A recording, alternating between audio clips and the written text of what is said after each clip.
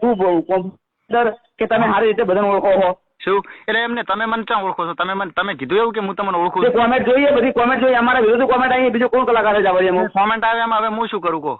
આ તો video delete કરીને હું કરું વાળી કોમેન્ટ આવે એ પ્રોબ્લેમ તમારી. એટલે તમે મને ધમકી આલો છો કે આ બધું કોઈ ધમકી આલવાની જરૂર નહીં, તું વિડીયો ડિલીટ કરી દે. એટલે એમ એ સી રીતનો મેં તમારું નામ લીધું હોય તો કદાચ કરી નાખું.